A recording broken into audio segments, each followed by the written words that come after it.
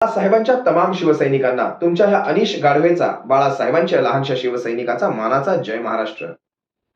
आज 363वा शिवप्रताप दिन. या महाप्रताप दिनाच्या आपणा सर्वांना शिवसेना एक वादळ या परिवाराकडनं हार्दिक हार्दिक शुभेच्छा. आजच्या या मंगल दिनी सुद्धा, या महाप्रताप दिनाच्या दिवशी सुद्धा भाजपच्या मंगलप्रभात लोढा यांनी एक थिल्लर विधान करताना मागे पुढे पाहिलं नाही. या एकनाथ शिंदेच्या गद्दारीची, या टोळीची, या बंडाळीची तुलना यांनी महाराजांच्या आग्रा भेटीशी केली. यावरून आपल्याला कळतं यांचा हा कार्यक्रम कसा ठरवून दिला गेलेला आहे. काळी टोपी, ते धोतरवाले आणि आज हे मंगलप्रभात लोढा यांनी काय काय विधानं केली आपल्या सर्वांसमोर आहेत. मला आता यावर जास्त काही बोलायचंच नाही. आपण समजून घ्या, आपण ठरवा आपलं काय चुकतंय ते. काल नारायण राणे या व्यक्तीने मुंबईमध्ये एक पत्रकार परिषद घेतली. पत्रकारांनी खरंच अशा माणसाच्या पत्रकार परिषदेला जावं, हाच एक मोठा प्रश्न आहे. त्यांनी का जावं, त्यांना काय मिळतं या सगळ्या पत्रकार परिषदेतून, आणि या देशाला, या राज्याला काय मिळतं. 2-2 तास केंद्रीय मंत्री असलेला माणूस 2-2 तास असल्या थिल्लर पत्रकार परिषदा घेतो आणि तिथून काहीही मिळत नाही, त्यातून काहीही असं ठोस मिळत नाही. मोदी शहा कसे चांगले, मोदी शहा कसे आमचे नेते. मुळात हा माणूस जेव्हा पत्रकार परिषदेला बसतो त्याच्या मागे तो बॅनर असतो भाजप महाराष्ट्र किंवा भाजप मुंबई, जे काही असेल ते. त्याच्यामुळे कळतं हा माणूस आता भाजपमध्ये आहे. नाहीतर एक प्रश्न पडतो मनाला की माणूस आता आहे तरी कुठल्या पक्षात. इतके पक्ष या माणसाने बदलले. एवढे कोणी कोणाचे बदलत नाही. एकच ठेवावा, चांगला ठेवावा. आम्ही आमचे बाप कधी बदलत नाही. आमचा बाप एकच. तुमचे सगळे काही बदलत चाललेत. आता हा चौथा, आपण चौथा. त्याच्यामुळे ते मागचं कमळ असेल तर बरं पडतं समजायला की आता सध्या कुठल्या पक्षात आहेत. आतापर्यंत तुमची जी मोदी शहाविषयीची विधानं होती, माननीय माननीय नरेंद्र मोदी, माननीय अमित शहा, अहो 2014 मध्ये थोडंसं मागे जाऊन पहा. 14ची युट्यूबवर अजूनही तुमचे व्हिडिओज आहेत. सगळं कळतं. कसे नरेंद्र मोदी चला, कसा नरेंद्र मोदींनी देश लुटला, सगळं काही तुम्ही असं भर सभेत ठासून ठासून सांगत होतात. अजूनही ती युट्यूबवर सारेच्या सारे व्हिडिओ आहेत. त्यांनी काढण्याआधी तुम्ही सर्वांनी पाहाव्यात. यांचे व्हिडिओ मी भर सभेत कधी कधी दाखवणार आहे. पहा तुम्ही नक्की. यांचा कार्यक्रम कसा मी आपण एखाद्या भर सभेत वाजवेल, नक्की पहा. आता तुम्हाला यांच्या साऱ्या प्रश्नांची उत्तर मी अगदी थोडक्यात देणार आहे. यांनी जे जे प्रश्न शिवसेनेवर उचलले, सगळ्यात प्रथम यांचा 50 ते 60 मिनिटांचं ते काही पत्रकार परिषद असेल, त्यात सगळाच्या सगळा वेळ फक्त उद्धव साहेब ठाकरे आणि शिवसेना यांच्यावर बोलण्या व्यतिरिक्त यांनी या पत्रकार परिषदेत काहीच केलं नाही. काय काय प्रश्न काढले, चला आपण डायरेक्ट प्रश्नावरच येऊया. महाराष्ट्रातली 1 इंचही जमीन आम्ही कर्नाटकाला देणार नाही. अहो सांगतच कोण होतं. अचानक बसवराज बोमई बसवराज, काय त्यांचं जे नाव असेल, कर्नाटकाचे मुख्यमंत्री जागे होतात. अचानक ते विधानं सोडतात. हे ठरवून तुमच्या लोकांनी सांगून करून घेतलेले त्यांच्याकडनं. कसं वातावरण पेटवायचं, कसं इकडे महत्वाच्या मुद्द्यांवरून लक्ष हटवायचं, यासाठी तुम्ही केलंय. आणि तुम्ही जर हे म्हणत असाल ना, महाराष्ट्राचे तुकडे होणार नाहीत, 1 इंच जागा जाणार नाही, विदर्भ वेगळा होणार नाही, ही सगळी जर तुमची विधानं असतील ना, देवेंद्र फडणवीस आणि सुधीर मुनगंटीवार यांना एक पत्रकार परिषद घ्यायला सांगा आणि त्यांना छातीवर असा हात ठेवायला सांगा आणि सांगा आम्ही कधी विदर्भ वेगळा होऊ देणार नाही. अगदी पटलावर ती भूमिका मांडा, मग तुम्हाला मानतो. तुमची भूमिका वेगळ्या विदर्भाची आहे हे कायम तुम्ही सांगत आलाय, दाखवत आलाय. तुम्हाला मोकळ्या मनाने ती मांडता आली नाही. आणि हे तुमचे हे चिल्लर थिल्लर विधानं, हे राणेंसारखे लोक म्हणतात महाराष्ट्राची 1 इंचही जमीन देणार नाही. अहो राहू द्या तुमचं. तुम्ही अजून काय विधान केलं.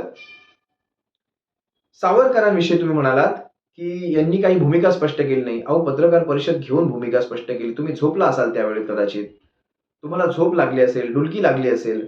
पत्रकार परिषद घेऊन सांगितलं, त्याआधी जाऊन संजय राऊतांनी सांगितलं की महाविकास आघाडी सुद्धा धोक्यात येईल जर असली विधानं काँग्रेसकडून पुन्हा पुन्हा केली जातील, तर महाविकास आघाडीचा विचार करावा लागेल.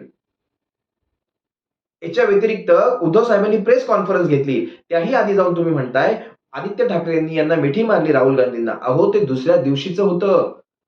ते विधान दुसऱ्या दिवशीचं होतं. आदल्या दिवशी यांची भारत जोडोमध्ये सहभाग झाला होता. ज्या दिवशी जर कळलं असतं ना हे दुसऱ्या दिवशी हे विधान आहे, तर कधीही भारत जोडोत आदित्य साहेब गेलेच नसते. हे तुम्हाला आवर्जून सांगतो. बरं तुमच्यासाठी तुम्हाला आम्ही का उत्तर द्यावी. उद्धव साहेबांनी स्वतः शेगावच्या सभेला बायकॉट केलं होतं. आपल्या सर्वांनी पाहिलं असेल. शेगावच्या सभेला उद्धव साहेब जाणार होते पण ते गेलेले नाहीत. हे लक्षात घ्या. तुम्ही सावरकरांविषयीचं प्रेम सांगू नका. आणि पहिली गोष्ट, माझ्या एका प्रश्नाचं उत्तर द्या. सावरकरांना भारतरत्न आजपर्यंत का दिला जात नाहीये. तुमचं सरकार येऊन जवळजवळ 8 वर्ष झाली. 8 वर्ष झाली केंद्रामध्ये, पण अजूनही भारतरत्न पुरस्कारासाठी त्यांचं नॉमिनेशन सुद्धा जात नाही. यावर तुम्ही पहिलं उत्तर द्यावं. राष्ट्रवादी काँग्रेस आणि काँग्रेस सोबत तुम्ही गेलात म्हणताय. तुम्ही हिंदुत्व मागे सोडलं, तुम्ही हिंदुत्व सोडून दिलं. बरं, गेली 10 वर्ष त्या काँग्रेस सोबत कोण जाऊन बसलं होतं. तुमची आजही 14ची विधानं मोदी शहांच्या विरोधातली युट्यूबवर अवेलेबल आहे ती पहा आणि मग ही थिल्लर विधानं करा. तुमच्या तोंडावर जर पत्रकारांनी काही इथे व्हिडिओ लावून दाखवलात ना तुम्हाला, तुमचा तोंड बंद होतील तुमची. त्यामुळे एवढी खेचू नका, एवढी तुम्ही ताणू नका तुमची भंपक विधानं. तुम्ही काय बोलताय? तुमच्या हिंदुत्वाला राष्ट्रवादी काँग्रेस आणि काँग्रेसच्या मांडीवर तुम्ही बसवलात. आजवर तुम्ही 10-10 वर्ष बसला होता, तुम्हाला ती भीक मिळाली नाही सत्तेची. ती सत्तेची जर तुम्हाला त्या मंत्रिपदाची, मुख्यमंत्रीपदाची भीक मिळाली असती ना, आज तुम्ही काँग्रेसमध्ये बसला असतात. तुम्ही शिकवू नका. आणि बेडकांनी मुळात हिंदुत्व शिकवूच नाही आम्हाला, जी बेडकं इकडून तिकडे उड्या मारतात. उद्धवजींना, आणि आज तुमच्या त्या भाषणात उद्धवजींना 2-3 वेळा ऐकलं. पण तुम्ही उद्धवजी म्हणूच नका, तुम्ही उद्धव ठाकरेच म्हणा. तुमच्याकडनं कुठल्याही रिस्पेक्टची अपेक्षा नाही, कारण रिस्पेक्ट देण्यासाठी व्यक्ती तशी लागते. तुमचा तो आजपर्यंतचा इतिहास पाहता तुम्हाला कधी आम्ही रिस्पेक्ट देणार नाही, तुमच्याकडून रिस्पेक्टची अपेक्षा आम्ही ठेवणार नाही. तुम्ही उद्धव ठाकरेच म्हणा. उद्धवजी म्हणून शेवटी परत बरसायला सुरुवात झाली. ते करू नका तुम्ही. आणि तुम्ही म्हणताय ना, तुम्ही काय म्हणालात?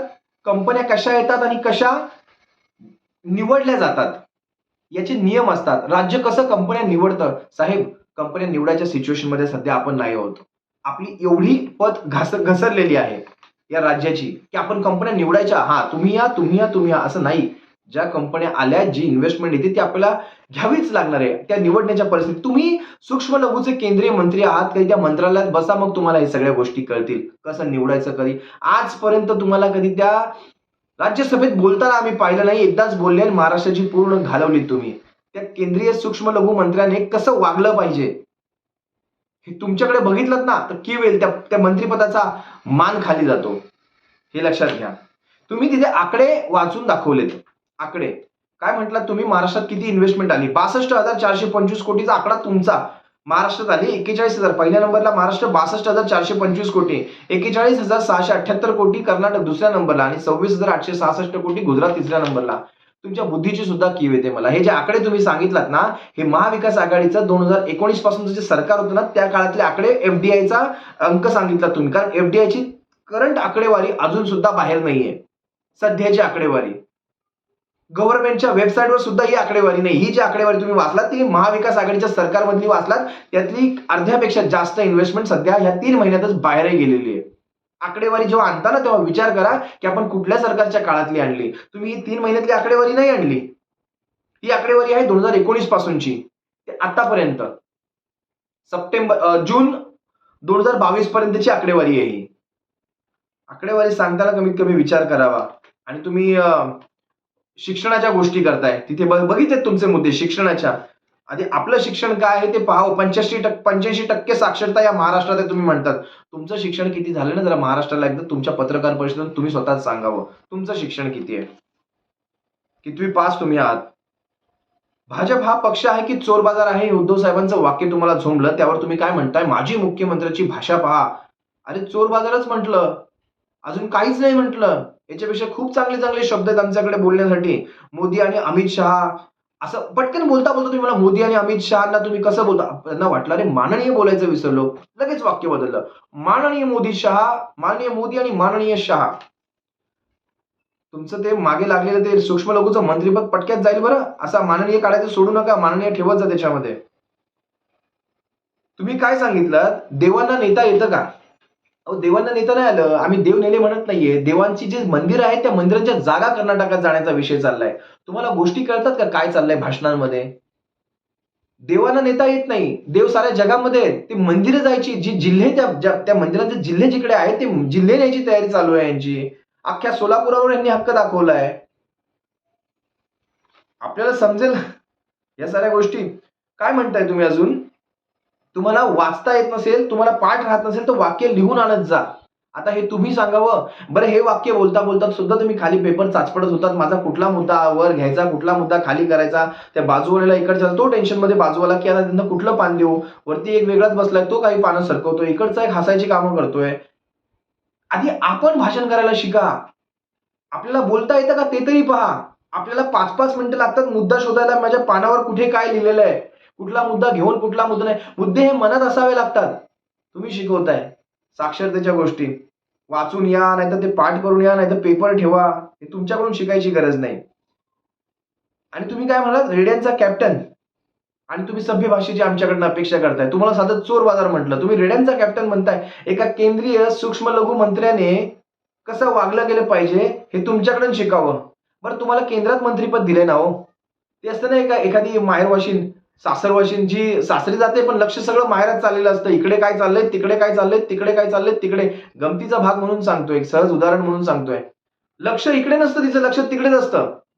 यांना केंद्रात बसवलंय, पण लक्ष बघा कुठे आहे. यांनी आजपर्यंत केंद्राचा कारभार कधी केला नाही. केंद्रात काय तुमची चांगली कामं घडली, 5 कामं सांगा. सूक्ष्म लघुचा तुम्हाला फुल फॉर्म सांगता येणार नाही. पटकन विचारलं तर तुम्हाला 10 मिनिटं आठवावे लागतील. आणि तुम्ही सांगताय. चांगल्या भाषेची अपेक्षा तुम्ही करताय. तुम्ही म्हणता उद्धव ठाकरे यांना हात वरती करता येत नाही, खाली वागता येत नाही, 20 पावलं चालता येत नाही. ही तुमच्या बुद्धीची कीव येते मला. ही वैचारिक दिवाळखोरी आहे तुमची. त्याशी राज ठाकरेंचंही तेच पाहिलं आणि आज तुमचंही तेच पाहिलं. त्यांचा तर अनुभव नाही, वय नाही. तुमचं तर वय तरी आहे ना. वयातून तरी माणसाला थोडासा अनुभव तर येतो की नाही. 20 पावलं चालता येत नाही, ही तुम्ही तुलना करताय. हे सारं काही महाराष्ट्रातली शुद्ध जनता पाहते आणि ह्या सगळ्या गोष्टी त्या कधी सोडत नाही. तुमच्याकडून बरोबर तुमचे ह्या सगळ्या प्रश्नांची उत्तरं घेणार ती जनता. आणि तुम्ही म्हणता यांची ताकद नाही आता शिवसेनेची या महाराष्ट्रामध्ये. अंधेरीतून का माघार घेतली हो? राणी नारायणराव का माघार घेतली अंधेरीतून? तुम्हाला एवढंच तुमच्यात ताकद दाखवायची खुमखुमी होती. अंधेरीत थांबायचं होतं, उभं राहायचं होतं. अहो, कुडाळ कणकवलीमधून 2-2 वेळा आपटलात तुम्हाला. त्या कुडाळ आणि वांद्र्यातून मला वाटतं, आणि कणकवलीतून तुमची जागा थोडक्यात निवडून आली. आता तुम्हाला कणकवलीच्या ग्रामपंचायतीपुरतं मर्यादित ठेवलंय. एकेकाळी 13-13 आमदार निवडून आणणारा हा माणूस आता कणकवलीच्या ग्रामपंचायतीत अडकून राहिलाय आणि तो सांगतो शिवसेनेची ताकद आहे की नाही. तुम्ही म्हणता शिवसेनेची ताकद राहिली नाही. अहो, तुम्हाला तेच सांगतोय, शिवसेनेची ताकद राहिली नाही हे म्हणताना सुद्धा 60-60 मिनिटाची पत्रकार परिषद अख्खी शिवसेनेवर घेतली जाते. यातूनच आम्हाला काय कळायचं ते कळतं. स्वाभिमान पक्ष कुठे आहे? 2 वर्ष कसा ताटकळत ठेवला होता ना शिवसेनेने, तुम्हाला असा लटकवून ठेवला होता भाजपमध्ये विलीन करण्याच्या आधी. टाइम पास साठी तो स्वाभिमान पक्ष काढला होता तुम्ही, दाखवण्यापुरता. आता राज्यसभेची तुम्हाला जी खासदारकी मिळाली ना, ती एक पदरात पाडून घेतलीत तुम्ही. त्याच्या नावाखाली ते मंत्रीपद फक्त शिवसेनेवर बोलण्यासाठी. ही आमच्या पक्षाची ताकद आहे. तुम्ही सांगताय शिवसेनेची ताकद कुठे राहिली आहे? अहो, तुम्हाला मंत्रीपद मिळालं त्यासाठी, केंद्रामध्ये ते सुद्धा. म्हणजे तुमची ती ताकद काय आहे? तुम्ही मराठी माणसाच्या गोष्टी केल्या. सगळे आमदार खासदार गुजराती भरलेत मुंबईमध्ये. तिथे ना तुमची बुबडी वळणार. मंगलप्रभात लोढांसारखा मुंबईतून पालकमंत्री होतो, पर्यावरण मंत्री होतो, एकमेव मंत्री आहे मुंबईतनं सध्या. आणि तुम्ही सांगताय हे पराग शहा, हे प्रवीण छेडा, प्रकाश मेहता, हे मनोज कोटक खासदार, मीर कोटेचे आमदार मुलुंडचे, सरदार तारासिंग, सेल्वन म्हणून कोणतरी माटुंग्याचे आमदार यांचे, गोपाळ शेट्टी सारखे यांचे खासदार, किरीट सोमयन सारखे यांचे माजी खासदार, एवढे सगळे ही सगळी मराठी माणसंच आहेत का? एवढा तुमचा मराठी माणसावर विश्वास मग मुंबईमध्ये, आणि तुम्ही सांगता मुंबईतला मराठी माणूस कोणी कमी केला किंवा मराठी माणसाचं महत्व कोणी कमी केलं. गोष्टी करू नका आमच्या समोर. सारं काही तोंडावर बोलून टाकतो आम्ही. तुम्ही म्हणता हे पनवती, हे बसले आणि कोरोना आला. अहो, नशीब माना, या महाराज्याचं नशीब आहे हे बसले आणि कोरोना आला. हे जर नसते ना, आमची प्रेत अरबी समुद्रात तरंगली असती. कारण आमची तर गंगा तर नाहीये प्रेत वाहून घ्यायला, प्रेत तरंगायला. आमची प्रेत अरबी समुद्रात तरंगली असती. हे या राज्याचं नशीब आहे. चांगल्या वेळेत देवाने आम्हाला चांगला मुख्यमंत्री बसवला, त्यामुळे या राज्यातली प्रेत अरबी समुद्रात तरंगली नाहीत. तुम्ही म्हणता रोजगार आल्याच्या गोष्टी केल्यात. किती रोजगार आले, किती नाही. मला एक सांगा फक्त, सूक्ष्म लघुवर आपण किती वेळा बोललात? रोजगाराच्याच गोष्टी करताना तुमच्याकडे तर अख्खं केंद्रीय मंत्रालय सूक्ष्म लघुचं. त्या कनिमुळीने एक साधा प्रश्न विचारला आणि तुमची ततपप झाली. तिथे अख्ख्या देशासमोर तुम्ही हसू करून घेतलं महाराष्ट्र. तुम्हाला इंग्रजी कळू नये, तिथे ते कन्वर्ट करण्यासाठी, ती वाक्य ट्रान्सलेट करण्यासाठी मशीन असतं, ते तरी लावायचं कानाला. करांगो फरांगो काय काय तुमची ती विधानं तिकडे राज्यसभेमध्ये, आणि तुम्ही सांगताय किती इन्व्हेस्टमेंट आली. अहो, इन्व्हेस्टमेंटचं पण स्पेलिंग तुम्हाला येणार नाही बोलायला सांगितलं तर.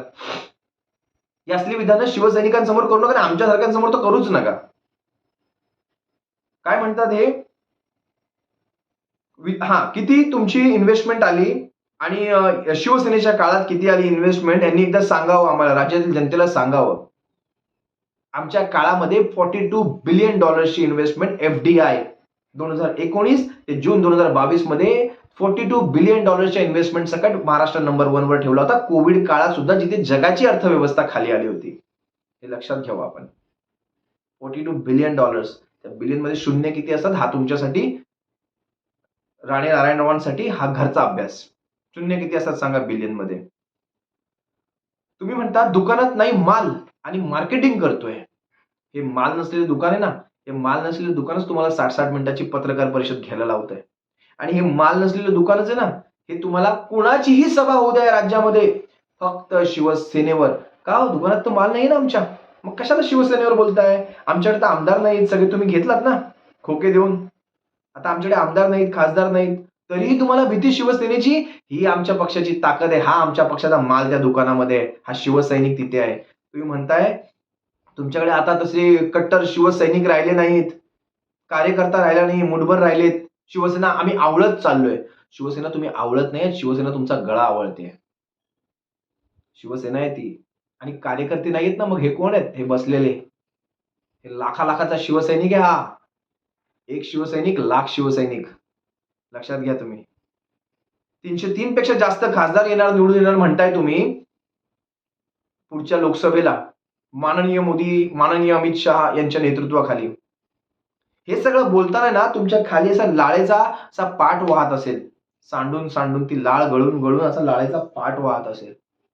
हे जेव्हा तुम्ही विधान करता ना, माननीय माननीय, 303 खासदारांपैकी तुम्ही स्वतः निवडून येणार आहात का? का तुम्हाला पुढच्या वर्षी 24 मध्ये राज्यसभेवर बसवलं जाणार आहे? आणि आपली खासदारकी निवडून येते का पहा.